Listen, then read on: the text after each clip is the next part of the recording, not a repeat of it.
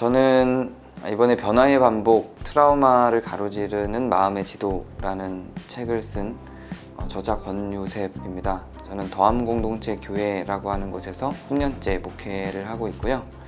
또 남수단이라고 하는 곳에서 부족 교회 개척 및 학교 설립 사역을 했었습니다. 지금은 인하대에서 정신분석과 연극치료를 가르치며 상담을 하고 있습니다. 제가 남수단에서 선교 사역을 하는데 전쟁이 났었어요. 전쟁이 나서고 전쟁 지역에서 한 10일 정도가 있었고, 그래서 사람들이 죽는 장면도 많이 보고, 제가 아는 사람들이 죽기도 하고, 그분들을 제가 또 장례를 치르기도 하고, 전쟁을 경험하고 나서 한국에 왔어요.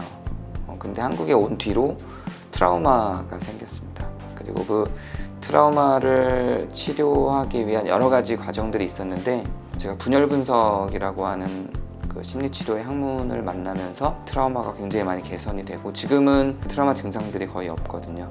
이 과정을 좀 소개하고 싶다라는 생각에서 책을 썼습니다.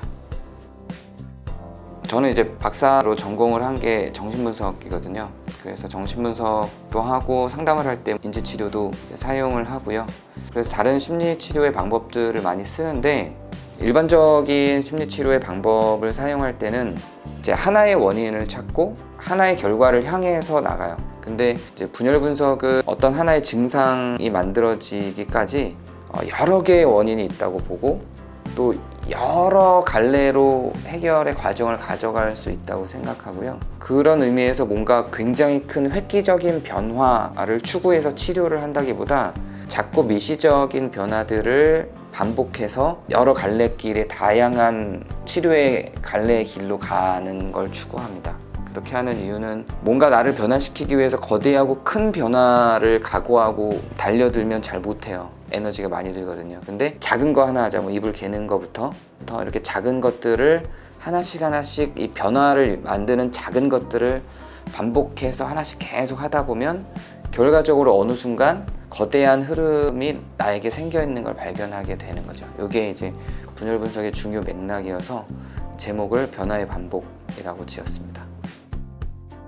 그 방금 전에 설명드린 내용을 보면 어떤 사람이 하나의 증상이 있을 때, 이제 일반적인 심리치료에서는 내가 우울하다 그러면 우울하게 만든 하나의 원인을 자꾸 찾거든요. 그리고 우울한 뒤에 그려질 하나의 결과와 이제 해결을 그려요. 근데 분열 분석에서는 다양한 원인을 찾고 다양한 치료 과정의 경로들을 예상하고 준비해서 치료해 나갑니다. 그러니까 다양한 것들이 이 증상의 앞뒤로 있기 때문에 이거를 하나의 선형적인 모양으로 그릴 수 없고 지도화를 좀 해야 돼요. 그래서 나의 우울을 만든 과거의 여러 원인들이 어떻게 지도로 형성돼서 왔는가, 앞으로 나는 이 문제를 해결하기 위해 많은 지도를 그려내면서 가야 하는가, 이거를 하나의 원인으로 선형적으로 가지 않고 다양한 경로들을 거쳐 가야 된다고 보기 때문에 분열 분석에서는 이런 치료의 과정을 지도화라고 이야기를 합니다. 저도 빠졌던 함정이고요. 저도 트라우마를 극복을 했지만, 트라우마를 갖고 있는 분들을 또 상담도 굉장히 많이 하거든요. 상담을 진행을 하다 보면 하나의 원인을 찾으려고 해요. 트라우마가 갖고 있는 특성 기준으로 생각해 보자면 하나의 몰입된 장면이 떠나지 않아서 계속 발생하는 거거든요. 과거에 있어야 될 장면이 현재에 재침투해서 현재에 괴롭히기 때문에 원인을, 그 장면을 만든 어떤 하나라고 보게 되는 거예요. 근데 여기서 벗어날 필요가 있어요. 원인 분석에 있어서 일단 내가 그 한 장면을 경험해서 여기까지 왔지만 단지 그 한 장면의 문제만이 아닐 수 있어요. 왜냐하면 같은 장면을 만났어도 지금 시점에서 나와 같은 반응을 보이지 않는 사람도 있거든요. 그래서 사실은 지금의 나의 이 트라우마적인 과거의 재침투를 경험을 하는 사람도 여러 원인들이 있을 수 있어요. 그래서 그 여러 원인들을 같이 탐색해봐야 합니다. 이제 트라우마를 보기 위해서는 그래서 이 증상과 관련돼 있는 그 모든 저의 배치들을 확인합니다. 그리고 앞으로 치료할 때도 단 하나의 모습으로 자꾸만 상상하게 되거든요. 그러니까 트라우마가 갖고 있기 때문에 앞으로 일어날 일들에 대해서 부정적인 상상을 하면서 하나의 결말로 자꾸 몰입하게 되는데, 이것도 이제 다양한 결말들과 다양한 미래들을 만들 수 있기 때문에 그런 것들을 좀 더 다양화하는 방식, 이렇게 사고의 틀을 그 하나의 장면이 재침투한다고 해서 자꾸 거기에 몰입하기보다 여러 가능성들을 앞뒤로 생각을 해볼 수 있는, 그리고 저와 상담을 같이 했던 내담자들도 이걸 통해서 많은 부분들을 극복을 할 수 있었습니다. 그 목회자들과 선교사분들이 좀 읽었으면 좋겠는데, 그게 이제 목회자나 선교사가 갖고 있는 고유의 몰입된 사명감이 있어요. 내 감정은 다양할 수 있거든요. 그리고 나의 모습은 굉장히 다양할 수 있어요. 저는 선교사라는 그 역할에 내 인생 전부가 다 몰입돼 있었는데, 저는 아빠이기도 하고 또 뭐 누군가에게는 친구이기도 하고 형님이기도 하고 동생이기도 하고 뭐 상담사이기도 하고 굉장히 다양한 저의 모습이 있는데, 그런 것들은 저한테 보이지 않고 딱 선교사의 정체성, 이 선교사의 역할에만 딱 몰입이 돼 있는 거예요. 아마 대부분의 목사님들이 그럴 거예요. 근데 제가 갖고 있는 여러 역할들이 다 나라는 걸 인정하는 과정을 갖는 게 저한테는 되게 좋았어요.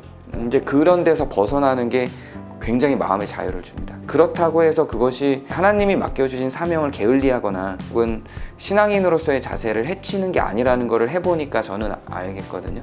다양한 모습이 있는 나를 좀 인정하고, 그런 연습이 저한테는 되게 도움이 되고 자유로운 마음을 갖고 오히려 더 목회를 더 자연스럽게 부담 없이 할 수 있었고요. 또 성도들도 그 모습을 더 좋아하더라고요.